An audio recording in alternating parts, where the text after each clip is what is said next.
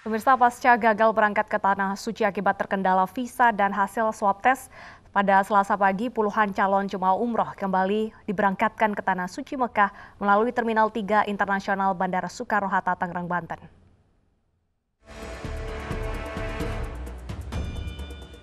Rombongan pertama calon jemaah umroh pasca dibuka kembali kota suci Mekah, Arab Saudi, 88 calon jemaah diberangkatkan siang tadi melalui Bandara Internasional Soekarno-Hatta. Rasa syukur dan gembira terpancar di raut wajah puluhan calon jemaah umroh dari berbagai daerah di Indonesia yang akan terbang ke Tanah Suci. Sebelumnya, para jamaah gagal berangkat lantaran kerajaan Arab Saudi belum mengeluarkan visa umroh dan menunggu hasil swab test. Selain itu, ada beberapa calon jemaah umroh gagal berangkat karena hasil swab test positif. Saya dischedule-kan berangkat tanggal 1, 2 hari yang lalu untuk berangkat bersama dengan rombongan jemaah umroh perdana. Tetapi qadarullah ternyata saya tidak bisa berangkat. Ada hampir 100 orang yang tidak berangkat pada waktu itu dengan berbagai alasan.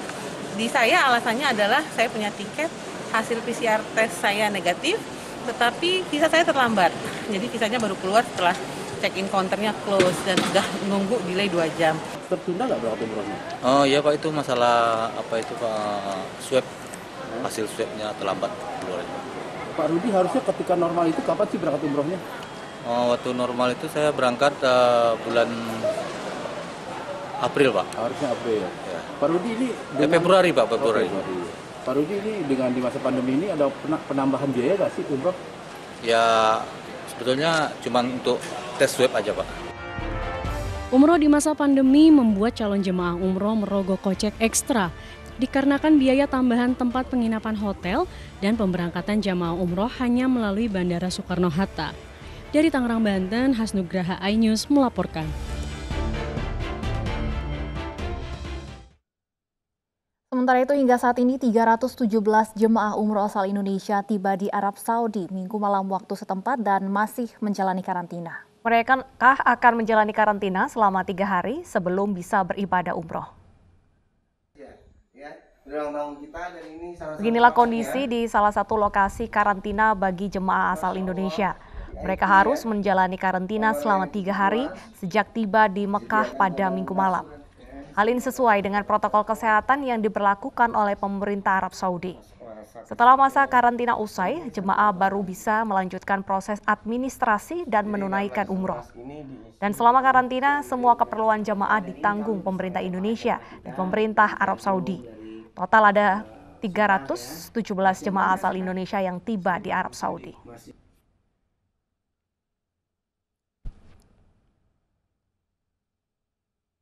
Dan untuk mengetahui bagaimana suasana terkini di lokasi karantina jemaah Indonesia di Mekah, sudah bergabung bersama kami Bapak Rizky Sembada, jemaah Indonesia asal Solo, Jawa Tengah. Assalamualaikum Pak Rizky. Waalaikumsalam warahmatullahi wabarakatuh. Pak Rizky, apa saja aktivitas yang Anda lakukan saat proses karantina? Iya Mbak, jadi hari ini adalah karantina hari kedua. Dan semua aktivitas benar-benar dilakukan di dalam kamar saja Mbak. Jadi dalam setiap pintu lift juga dijaga oleh security. Jadi kami melakukan semua aktivitas di dalam kamar. Yaitu memperbanyak membaca Al-Quran dan mempersiapkan manasik untuk pelaksanaan umroh. Selama di karantina, makan pun kami diantar di dalam kamar Mbak. Jadi semua diantar dalam kamar dan baru saja kami diantar ini jadwal makan siang kita. Baik, Pak Rizky. Demikian Mbak, jadi tidak ada satupun yang dilakukan di luar kamar. Baik, Pak Rizky, bisa diceritakan seperti apa sih rangkaian yang harus dilalui jemaah Indonesia yang ingin umroh di tengah pandemi? Oh ya, jadi memang umroh di masa pandemik ini luar biasa, sangat berbeda banget ya. Saya sudah beberapa kali pernah umroh dulu ya, tapi tidak seperti sekarang ini. Sebagaimana tadi disampaikan ya oleh jamaah yang berangkat kami dengarkan tadi. Jadi urut-urutan dari Indonesia sudah sangat ketat ya. PCR kami dari daerah harus ke Jakarta dan kemudian ada PCR di Jakarta.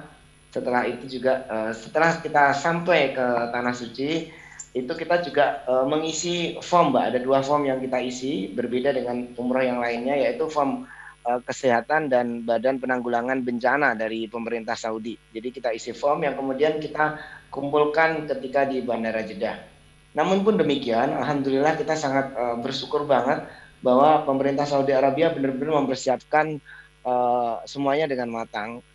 Itu terbukti dari bagaimana kedatangan kami itu berjalan dengan bagus, disambut dengan tim medis yang cukup banyak mempersiapkan pos-posnya ya dalam kita untuk pengecekan kesehatan kita, kemudian bagaimana bagasi semua disterilkan dengan disemprot oleh dengan disinfektan.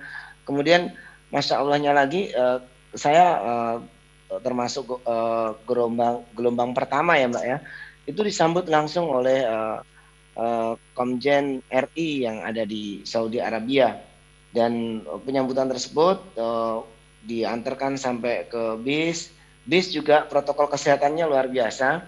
Jadi kapasitas yang tadinya isi 46 orang hanya diisi oleh 20 orang saja. Baik. Dan itu pun kita disterilkan, semuanya disterilkan. Sampai di hotel juga demikian Mbak. Baik. Di hotel Masya Allah disambut dengan luar biasa banget, disambut dengan diberikan bunga, setangkai bunga, welcome drink, dan luar biasa penyambutannya. Baik, Pak Rizky. Mungkin seperti itu. Ya. Setelah masa karantina ini selesai dan sebelum melaksanakan ibadah, apakah ada pemeriksaan kesehatan lagi atau tidak? Betul sekali, Mbak. Memang Saudi Arabia mempersiapkan semua dengan sangat hati-hati. Jadi insya Allah pada hari ini kami akan melakukan PCR ulang, Mbak. Akan di swab, dan swabnya melalui tenggorokan ya, melalui mulut. Dan bahkan di setiap hotel itu disediakan minimal 10% kamar itu dikosongkan dalam rangka mempersiapkan apabila sampai waliyauzubillah terjadi ada jamaah yang dinyatakan positif. Maka mereka akan dikarantina di hotel ini dan disendirikan. Adapun yang lain yang dinyatakan negatif baru dibolehkan untuk melaksanakan ibadah umroh. Baik, artinya PCR ini minimal 3 kali ya, 2 kali tadi di Indonesia dan 1 kali akan dilaksanakan di Arab Saudi. Pak Rizky, benarkah kemudian ada tambahan biaya untuk umroh di tengah pandemi? Oke, jadi kalau di Indonesia itu yang satu penerbangan domestik itu rapid ya. PCR 2 kali di Indonesia itu hanya berlaku kepada jamaah yang tertunda karena PCR itu hanya berlaku 72 jam sampai ke Saudi. Adapun yang di Saudi memang ini sudah sebagai protokolnya negara Saudi. Kalau tentang tambahan biaya memang benar. Jadi minimal ada 20-30% tambahan biaya. Dan kebetulan kami juga mendapat informasi bahwa hari ini sudah pemerintah Indonesia dalam hal ini Kemenak juga sudah membuat regulasi harga baru di era new normal, era umroh di masa pandemik. Baik. Tapi harapan kami sebagai jamaah semoga segera ditemukan vaksinnya ya Mbak ya, biar biayanya kembali normal. Gitu. Pak Rizky, kalau untuk kegiatan ibadah sendiri apakah ada yang dikurangi ataupun berbeda jika dibandingkan dengan umroh sebelumnya? Kalau kita bicara semasa karantina otomatis Mbak ya, semua ibadah di dalam kamar ya, kita pasti jamaah. Kalau dibilang kita sedih-sedih ya, seharusnya kita bisa menuju ke masjid padahal tinggal beberapa langkah lagi, tapi terhalang oleh protokol ini. Namun kami menyadari banget bahwa ini demi kebaikan kita semua juga. Adapun yang lainnya kita belum tahu Mbak, karena ini kita umroh yang pertama kali, bahkan di dunia ya, di dunia Indonesia ini nomor 2 setelah Pakistan ya. Jadi kita belum tahu nih apa-apa lagi yang akan kita lewati nanti. Adapun informasi-informasi yang sebelumnya seperti ada aplikasi Emarna dan Tawakalna ya yang seharusnya jamaah mendaftar. Informasi tersebut tidak kami alami. Jadi ternyata aplikasi itu disediakan bagi jamaah-jamaah yang memang individu Mbak, atau masuk secara personal ke melaksanakan umroh. Adapun kami yang grup seperti ini itu semua sudah didaftarkan melalui muasasah. Oke, jadi untuk melakukan ibadah ini tidak perlu mendownload aplikasi ya kalau dari Indonesia? Iya, tidak. Kalau untuk rombongan kita seperti ini tidak Mbak. Jadi sudah dipersiapkan oleh muasasah Saudi Arabia sendiri. Nanti jika akan kembali ke Indonesia, apakah pemerintah Indonesia menerapkan kebijakan karantina sebelum ke daerah masing-masing? Ya itu Mbak, yang sudah disampaikan kepada kami bahwa insya Allah nanti akan ada lagi bukan karantina lagi, melainkan bahkan akan ada seperti PCR lagi, Mbak. Hanya saja kita belum tahu pasti apakah itu benar-benar diberlakukan dan di mana diberlakukannya itu kami belum tahu ya. Informasi yang kami terima, informasi dari para tour guide kami itu insya Allah akan dilakukan di Madinah. Karena untuk semasa COVID ini semua jamaah itu datang menuju Jeddah dulu, Mbak, untuk dikarantina di Mekah. Jadi tidak ada jamaah landing di Madinah, seperti itu. Adapun di mana kita akan dirapit lagi, kemudian bagaimana jamaah yang waliyauzubillah seandainya betul-betul terdeteksi positif COVID terus dikarantina di mana, kami belum diberitahu informasi tersebut. Demikian. Iya, Pak Rizky, Anda termasuk di gelombang pertama ya yang diberangkatkan dari Indonesia. Selama masa akan keberangkatan ini sempat ada hambatan tidak sih Pak? Mungkin dari hasil PCR-nya yang belum keluar atau visanya atau sebagainya? Iya, ya jadi pengalaman kami Mbak umroh ini, mohon maaf saya pernah haji furoda juga ya, haji yang dengan visa mujamalah. Jadi umroh ini luar biasa banget. Ini umroh tapi serasa haji furoda Mbak. Semua penuh deg-degan. Bahkan kami diberitahu informasi dari Jakarta ketika kami mendapatkan kuota dan ditawarin mau nggak berangkat sekarang, itu kami dapat informasi Sabtu pagi sekitar pukul 8 pagi Mbak. Padahal kami harus ke Jakarta paling telat nanti malam, Sabtu malam jam 8 malam. Sedangkan kami tinggal di Solo. Dan untuk terbang ke Jakarta aja kami harus melakukan rapid test dulu. Jadi waktu itu sungguh ini ya Mbak ya, perjuangan yang luar biasa. Dan sesampainya di Jakarta kita melakukan PCR atau swab ya, dan hasilnya tidak langsung kita dapatkan. Sehingga di pagi hari jamaah sudah berkumpul di Bandara Soekarno-Hatta itu belum mengantongi hasil rapid dan juga belum keluar visa Mbak, termasuk saya sendiri. Jadi saya di gelombang pertama termasuk golongan orang-orang yang paling akhir yang mendapatkan hasil rapid test dan alhamdulillah dinyatakan negatif. Adapun teman-teman kami juga ada hampir 20-an orang dinyatakan positif dan walau alam kami tidak tahu mereka berada di mana waktu itu. Yang jelas dari aparat sigap mengamankan ya, dan ada memang karantina di Bandara Soekarno-Hatta sudah dipersiapkan. Dan di antara yang lainnya ada hampir 70-80 yang diberangkatkan hari ini, mereka karena telat keluar hasil PCR sedangkan pesawat sudah delay menunggu 2 jam dan memutuskan untuk berangkat. Begitu. Jadi memang perjuangan yang sangat luar biasa ini Mbak. Baik, Pak Rizky, apakah benar ada informasi jika hasil PCR belum keluar ataupun positif, maka biaya ini hangus? Oh, itu tidak benar, Mbak. Tidak benar. Jadi informasi yang benar adalah bahwa kami sudah di backup oleh asuransi, di backup di asuransi, di mana yang pertama adalah apabila ya hasilnya positif, maka dikembalikan dananya. Kemudian bagaimana ketika telat keluar ya, Saudi Arabia memberikan kebijakan yang sangat bagus Mbak. Untuk pertama kali telat seperti yang barusan berangkat ini, mereka tidak dikenakin biaya apapun melainkan hanya 100.000 tambahan tiket. Karena teman-teman kami ada yang telat dan kami selalu berbagi informasi. Jadi tidak benar kalau hangus Mbak.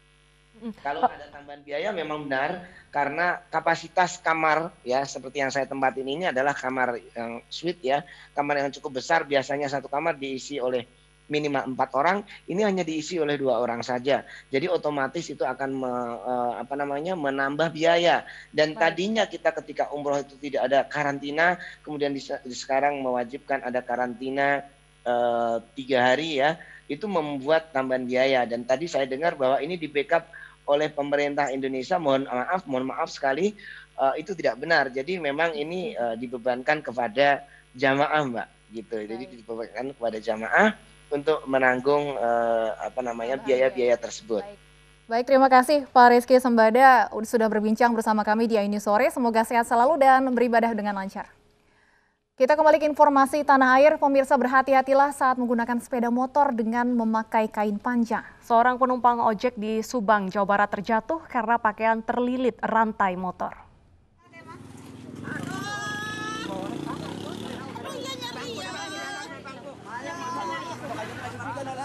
Kartem, 65 tahun, warga desa Kedaung, Kecamatan Pabuaran, Subang kesakitan ketika warga mencoba menolongnya akibat terjatuh dari sepeda motor. Korban terjatuh akibat baju yang dipakainya terlilit rantai sepeda motor. Saat kejadian, korban menumpang ojek untuk berbelanja ke pasar. Namun di tengah perjalanan, tepatnya di Kampung Sadang, Desa Salam Jaya, Kecamatan Pabuaran, korban terjatuh setelah pakaiannya terlilit rantai. Jatuh dari motor, bajunya panjang masuk kena rantai, jadi Oh, itu baju dasarnya iya, bajunya panjang masuk kena rantai, nggak jebol tuh diguntingan ya. Oh, orang mana itu, Bu? Orang juga Jakarta, pada ketemu Bang Jati. Oh, gitu. Nama sekolahan. Setelah berhasil memotong pakaian korban di rantai motor, korban dibawa ke puskesmas menggunakan mobil warga yang sedang melintas. Dari Subang, Jawa Barat, Yudi Heriawan Juanda, iNews melaporkan. Pemirsa, dalam beberapa hari terakhir ini, media sosial dihebohkan dengan peristiwa sebuah mobil yang masuk ke dalam bangunan sebuah mal. Seorang wanita turun dari mobil tersebut dan berjalan tanpa menghiraukan keadaan sekitarnya. Tarik sis mongko. Ini bisa-bisanya begini, gimana ceritanya? Ya Allah, ini di dalam mau bisa-bisanya. Lihat tuh, belanda bulanan. Video di media sosial berdurasi 20 detik ini menunjukkan sebuah mobil yang masuk ke dalam bangunan sebuah pusat perbelanjaan. Seorang wanita pun turun dari mobil dan seakan mengabaikan pengunjung lainnya. Ini bisa-bisanya begini, gimana?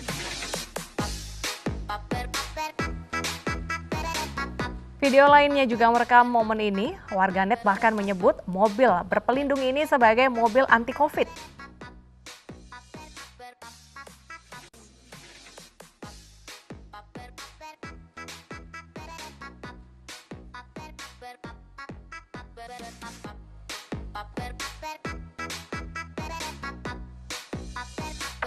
Namun pemirsa, ternyata aksi ini merupakan bagian dari promosi produk penyedap rasa yang ingin mengajak masyarakat bangkit melawan COVID-19.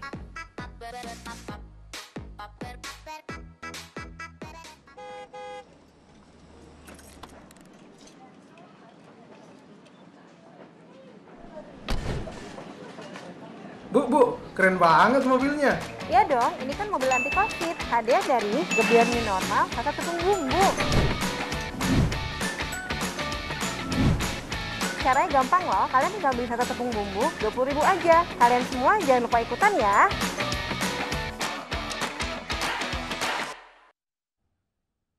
Polisi menangkap seorang wanita yang membunuh suami sirinya dan sempat memalsukan penyebab kematian korban karena bunuh diri. Informasi selengkapnya akan kami hadirkan usai jeda berikut.